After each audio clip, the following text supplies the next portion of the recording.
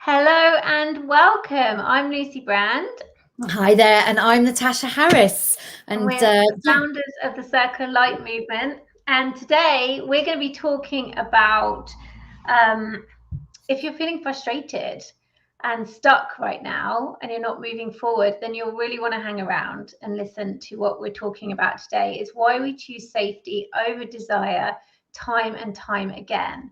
So if you are struggling with moving forward, if you are feeling frustrated and that you're stuck, perhaps you're stuck in old patterns of blaming others rather than taking responsibility, or maybe you're frozen in fear and aren't able to move forward. Or it could be the other way. It could be, and this is a big one that doesn't come up, people don't really, I find in my experience, don't really acknowledge. Is it because you have a fear of how amazing your life could actually be? A fear of greatness, a fear of success. Like that is a real thing. So if any of those things spoke to you, then hang around because that's what we're going to be addressing today. yes, lots of juicy nuggets for you. I'm just finishing sharing this out to my few pages. Lucy's going to do the same. Oh my goodness, we can really get stuck in choosing safety over what we truly, truly desire. And we can do this time and time and time again. So many of my clients, so many of our members in the Circle of Light Movement membership are doing this as well. Hi, someone's just given us a heart. If you are watching, let us know where you're watching from. We love to get a little comment. A heart is always very much appreciated too. And if you're watching the replay, type hashtag replay and just let us know where you're watching from. And as we go through, let us know how this relates to you. What questions you have as well around this topic. Where are you staying safe? What area of your life are you staying safe in? Are you staying safe in your relationships, not speaking up, not speaking out? And if that's the case, then do go back and watch last week's live where we talk about the hot topic of being visible. Are you staying safe in your work, in your career? Are you staying safe in your business by not putting yourself out there? Rather than going for what you truly desire, we do get afraid of like really desiring and thinking big, fear of what other people might say, how others might judge us for dreaming big. Like, how can you dream that big? Surely that's a little bit overindulgent. But why do we squash down our desires? Why do we not encourage each other to dream big? We encourage children to do it, but as adults, especially actually as women, we don't do it for each other. Why is that? Oh yeah.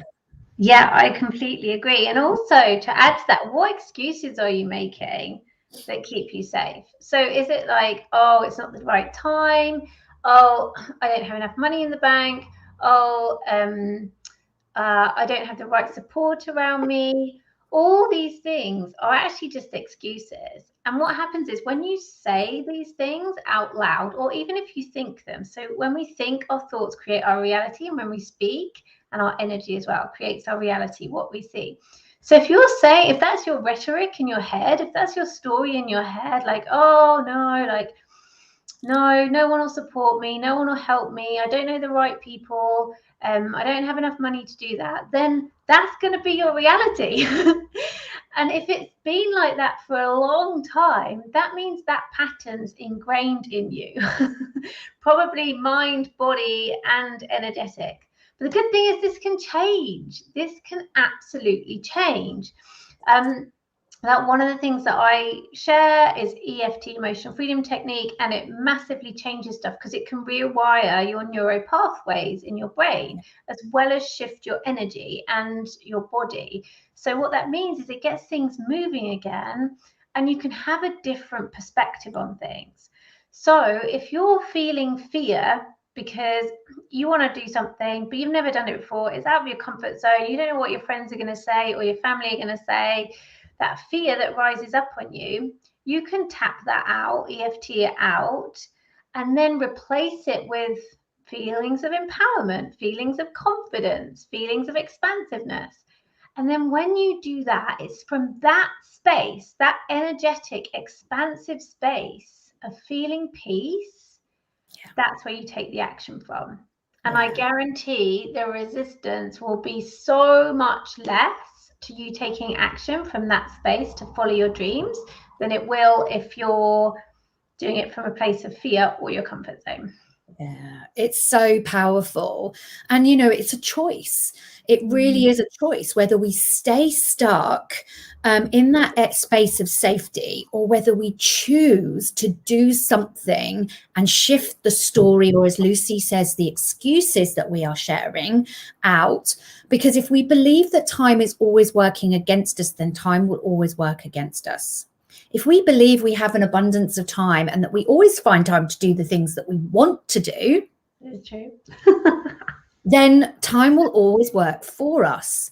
And it is about slowing down. It's about, you know, how we allow ourselves to do that. But in terms of understanding why we choose safety more often than not, we have to really step up to choosing differently. So that has to be a very conscious choice we're making. I am going to choose what I desire every time over the desire to stay safe when that appears. And we have to choose that very consciously with a lot of awareness. And it's not always easy, because we are hardwired to choose safety. This goes back to, you know, for centuries and centuries as we have evolved as human beings. So this has got nothing to do with the world that we live in, the times that we live in. This is how we are hardwired to choose safety. And we haven't yet rewired those parts of our brain, which is the reptilian brain, which says that by doing anything that is different or new, it's unsafe. So if you spoke out and did something different within your community, there was a big chance, if you spoke out against your elders, that you would be ostracized and ejected from that community and have to fend for yourself, which could mean death. So that fear of speaking up that many of us had, and I'd love to know how many of you feel that if we speak up, we're going to literally die. It's like, feels so terrifying. Actually, that's where that comes from. And also that if we are going to be visible, that we're going to be and out in the jungle and we're hunting prey, we either will scare off that prey so that we can't eat, or we will be visible in the sense that we become the prey. So these things are very much still hardwired to stay safe, to stay quiet, to you know, as the hunter, to keep our community and ourselves safe. So this is not something that is easy for us. That's why we choose often unconsciously the safety over the desire. What we need to shift is choosing consciously the desire over safety. And that's where everything can change. Yeah, I completely agree. And I feel like what has to happen here is you have to know intimately what your desires are as well. What are your deepest desires? And even if you just start on journaling that is a step outside of your comfort zone. Just acknowledging what your desires are, and that's a step in the right direction. That's a step towards freedom. That's a step towards living your truth, your authentic truth, the way you want. And when you don't, the thing is, it can work both ways. Like if you don't choose not to become visible because you want to stay in your comfort zone, then you're going to miss so many opportunities. And I know it's scary. Like I've worked with people with past lives where, you know, they were the prettiest girl in the castle, so they were called to the master's chambers. Like, and that meant that in this lifetime they put on loads of weight because they really want to hide themselves. They don't want to be highly visible. Or particularly men, like if they were the tallest, if they were the strongest, that means they were called to go to war and they didn't want to. You know, there's all these things. Like if you were to journal on it, and some of it might not make sense to you. You might be like, what? Where's this story coming from? But this is all stuff that maybe your soul is nudging you, or that needs to come up, so that you can look at it and just look at it with compassion and love. And then you are so powerful, and so are your words. So then it can be as simple as saying, I choose to release and heal this and let this go. So I can consciously choose to fulfill, and then whatever your desire is. And if you feel like to make it even more juicy and empowering, then write it out. Yeah. But like, it's about shifting into the space of your desires and embodying your desires. When you start to embody your desires, you don't even realize you're out of your comfort zone because you're having such a good time when your desires are being fulfilled. Yeah, it's so true. It's so true. And it's like we don't give enough energy to our desires. We have this quiet desire. Like I kind of say we have this desire that it's up here somewhere, it's over there, it's out, just out of our reach, it feels far ahead and far into the future. And we quietly go, oh, that's what I want. We don't talk about it, we don't speak about it. We think, oh, I don't better not tell anyone about that. And all the things that we do desire from our life, in our relationships, this isn't just about wealth and money and business. This is about relationships, health. It's like, oh, I better not tell people I want to lose half a stone, because what if I can't reach it, and then I'll I'll feel stupid. But we give more weight to that. I'm going to feel stupid if I can't do it. And so we have to watch the energy that we're putting out into the universe, because whatever we put out there is what we're going to bring back. So we are not consciously putting our desires out there and shooting those stars out into the universe going, hear me, I'm just going to slowly become a vibrational match to this. Come meet me halfway and come show me like the little nuggets that leading me towards my desires and what I want. We stay very quiet. I was very, very good at that. I would never speak up too much about what I desire, for fear of, oh, what if I get it and then I lose it? That was what I was telling myself. It wasn't that I couldn't do it. I knew I could do it, but what if I couldn't keep doing it? So I have enough like energy and motivation and desire to do it, but then my mind goes to, well, what if I can't keep doing that? So that was always the thing where I would then go, oh, look, I did it. Now I'll just go back to safety again, because like, oh, I can prove I did it. That's fine. And so I would not talk about things. I'd prove it to myself, but not to show others, and then to keep building on that, to build that momentum of what I choose and what I desire. Exactly. And all of your desires are worthy of fulfillment, because Yay. all of your desires, no matter what they are, like, as long as they're true desires and are not going to harm anyone, but I imagine if you're watching this, it's not the case, then you are worthy and deserving of having them fulfilled. Those deep desires actually, in my understanding, are a gift from source or the divine, for you to fully express yourself. And when you fulfill those desires, that is you fully expressing yourself and giving back to the divine when you fulfill them. And so it's this beautiful loop of expansion. And do you not want to be a part of that? Oh, yes. Being stuck in your comfort zone, go, why is it not working? Why has nothing changed? Oh, it's their fault. Oh, it's their fault. It's so frustrating. Yeah, so frustrating. And then in the end, you get frustrated with yourself. But I know it's scary as well. Like, I speak to the weight thing. I mentioned to someone a little while ago that I wanted to lose some weight, and there's some lockdown weight. And they said to me, I got really judged for it, massively judged, and it was a friend. So it's like, their comment really kind of threw me a bit. And so I completely understand. I'm sure Natasha's got many experiences as well where like she felt really judged. And so it does happen all the time. But when that does happen in every area of your life, you've got to acknowledge it. And then I believe acknowledge it in that moment, and almost like hand it back to the person. That's what I do. I energetically go, that's not my truth. That's your stuff. Have it back. I don't want it.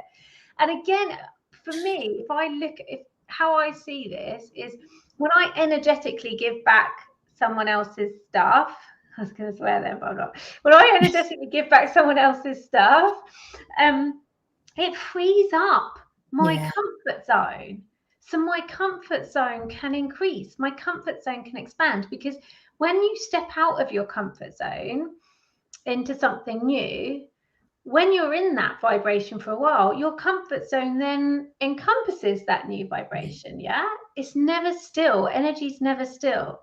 So if you give other people their stuff back, which isn't your truth, you can expand your comfort zone, free your energy up to take your steps forward towards your true desires. Yeah. And your happiness, because that's what it is. It's about your happiness. It's not about anyone else's. No. Even if that is a bitter pill to swallow, because you've always been told that you need to put everyone else first. It's not true. It's all lies.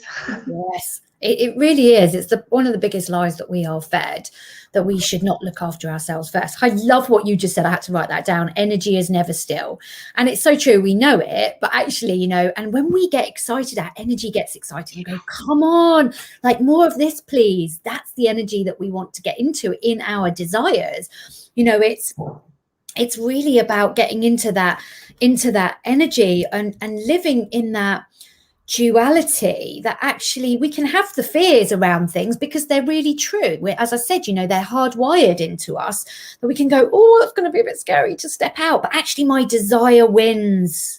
What do you choose to win? This is not about eradicating the fear, the frustration, oh gosh, I'm just going to take a breather here while I just gather my energy. And it doesn't mean you've broken it. You have both at your hands. We can experience both. So in the same breath, we can think, oh my goodness, this feels really scary. But which energy wins? Which energy are you going to allow to prevail? Which one are you going to say, this means more to me? This means more to me. I'm going to stay stuck, or I'm going to keep going towards my desire and bloody hell get uncomfortable, because it's not easy, always easy. But when we start to build this memory muscle of actually we can keep walking to our desires, we can stop allowing the fear to be so loud, so shouty, so, oh my goodness, did my voice on my shoulders used to scream at me consistently? Now it's like a quieter voice. Sometimes it gets a bit louder, but I can go, actually, you know what? I hear you, but I want that desire. I want that desire. That means more to me. And I know it's not going to be easy, but we're going to go. I literally have these conversations in my head. You might think I'm a bit mad, but it works. It really does. I get to choose which energy I want to walk with. Which one do I want to step towards more? And it is the desire. It is the love. It is the beautiful things that I want to create in my life. Hey, Michelle, lovely to see you here. So yeah, you get to decide. You get to choose which one you want to win, because we have to walk with both. It is hardwired. And we are not going to out-evolve that just yet. Maybe soon, but not just yet. So how do you walk with both? And it is a choice. You basically have to choose love or fear. That's it. That's every time. That's the decision. It's, am I doing this from a place of love, or am I doing this from a place of fear? Yeah. And you want to choose love because the outcomes are always going to be so much better when you choose love. Like when you do something from a place of fear and contractedness, you never get the result you want. And sometimes it can make the situation worse.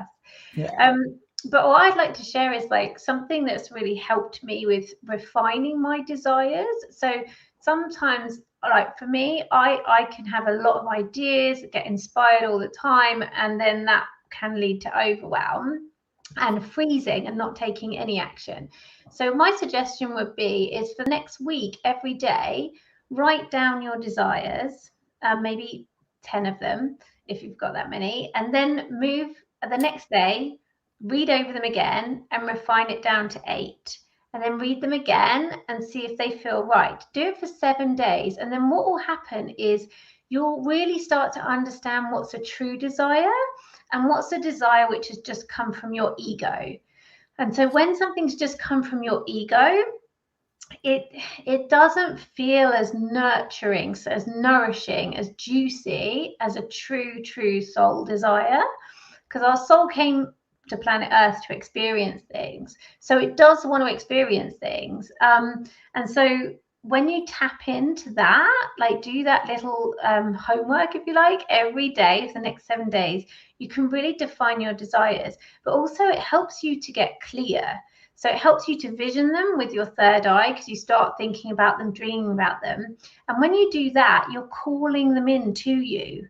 And then also starting to feel it in your body. So again, when we start feeling things, and when you feel stuff, the energy of excitement or joy in your body, it amplifies and attracts things to you quicker, like shortens timelines.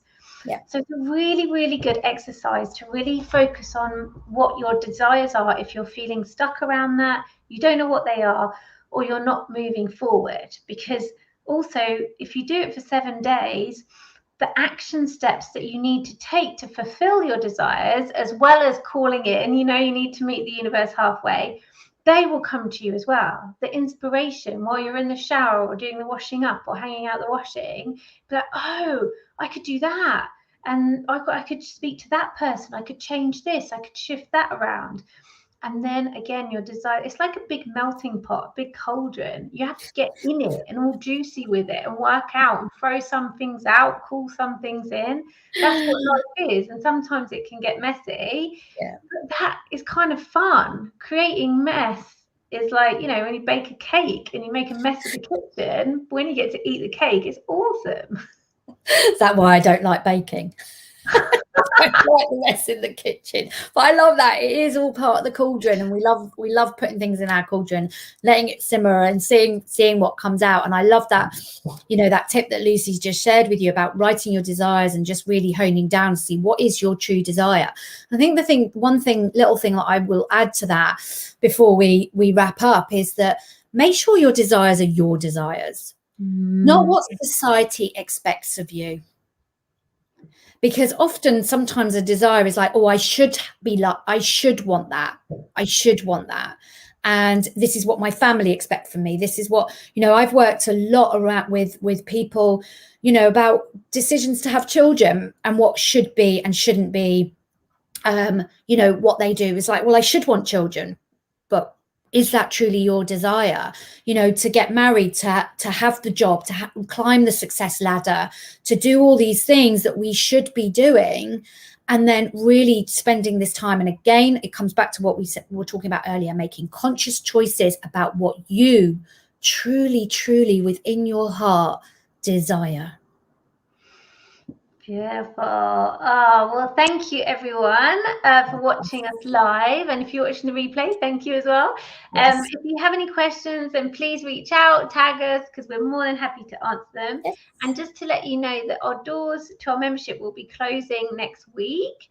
Yes. So if you are interested, if you enjoyed this, if you'd like more information on this, then head on over to our website, which I'll put up now. Yes. Yeah, all the links are in the post. Head over to our website. The only reason why the doors are still open is because we haven't had time to update the website. So it's like they will be closing next week. We would love to invite you into the community. You only have 14 days free, so you get to try it out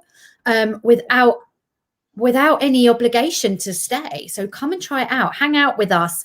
Hang out with our community. We have some incredible women in there who are making leaps and bounds through the work that we're all doing together as a community to create a movement of change. So if that sounds like you, then do come and join us. And we will be back next week for more live chit chats about some other topic that we'll decide. But we'd love to invite you in the meantime to have a conversation with us, reach out, get in touch, or join our community. Take care. Have a good week. Thanks for watching.